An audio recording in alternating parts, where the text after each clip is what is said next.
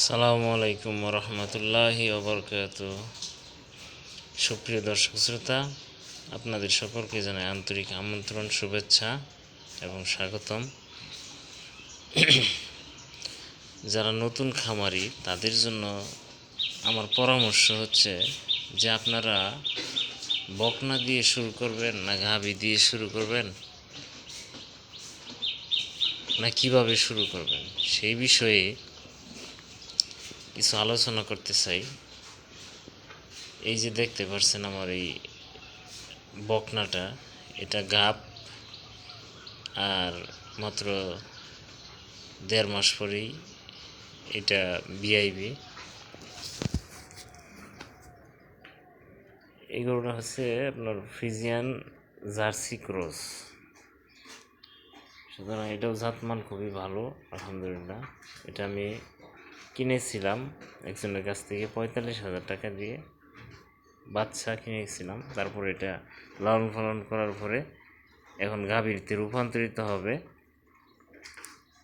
এটা জাতমান খুবই ভালো। এটা কান ছোট ছোট কান এবং গায়ের চামড়া একবারে পাতলা, এবং আপনার দেখতে পাচ্ছেন খুব সুন্দর গাভীন হয়েছে, তো এই জন্য খুব সুন্দর চেহারা হয়েছে আল্লাহর রহমতে। সকলেই দোয়া করবেন আমার খামারের জন্য।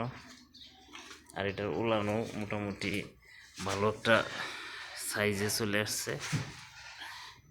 এটার উলানটা দেখেন, উলানের চামড়াটা কত পাতলা, এবং উলানটা আরও বড় হবে। এখন উলানটা হালকা ঝুল দিছে, নামবে আরও।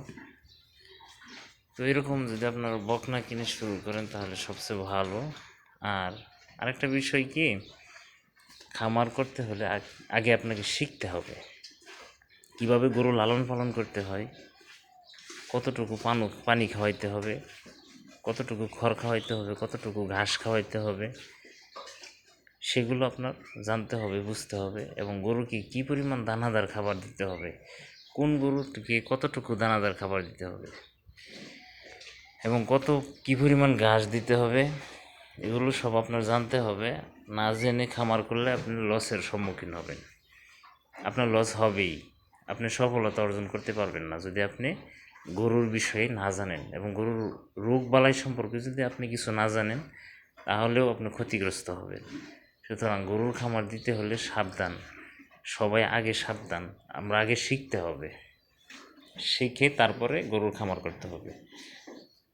আপনি এই গরুটা কী হাল অবস্থায় আছে এটাকে আপনি জানতে হবে, গরুটা খাবার খাচ্ছে কি না।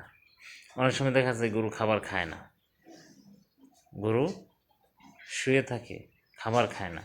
আপনাকে বুঝতে হবে গরুটার কি হয়েছে, সেই অনুযায়ী আপনাকে ট্রিটমেন্ট করতে হবে, ডাক্তার দেখাতে হবে। অনেক সময় দেখা গেছে উলানে আপনার ওই রস আসে, যখন বাচ্চা দেয় তখন উলানে রস আসে, উলান শক্ত হয়ে যায়। আপনার ওইটা ট্রিটমেন্ট করতে হবে। ওইটা কীভাবে ট্রিটমেন্ট করা যায় এটা আপনাকে জানতে হবে, তারপরে আপনার খামার করতে হবে। আমরা অনেকেই দেখা গেছে প্রবাস জীবনে শেষ করে যখন 10 লাখ 20 লক্ষ টাকা হয় আমাদের, আমরা অনেক সময় কী করি, 8টা 10টা গাভী কিনে ফেলি, 4টা 5টা গাভী কিনে একবারে আমরা কী করি, খামার শুরু করে দিই। আমাদের জমিতে কোনো ঘাস নাই, খড়ের কোনো তেমন ব্যবস্থা নাই। গরুকে কী খাওয়াইতে হবে সেটা না জেনে, না বুঝে আগে আমরা কী করি, গরুকে আমরা এই গরু উঠায় ফেলাই শেডের মধ্যে। এটা কিন্তু আমাদের একটা চরম ভুল। তারপর দেখা গেছে সেই শেডটা অল্প দিনের মধ্যে খালি করে দিতে হয়, কারণ গরু বিভিন্ন ধরনের রোগ বালা মুসিবত এগুলো শুরু হয়ে যায় গরুর। এই জন্য আমাদের সতর্ক থাকতে হবে, আমাদের জানতে হবে, বুঝতে হবে যে গরুর খামার কিভাবে করতে হয়, সেগুলো জেনে বুঝে তারপর গরুর খামার করতে হবে।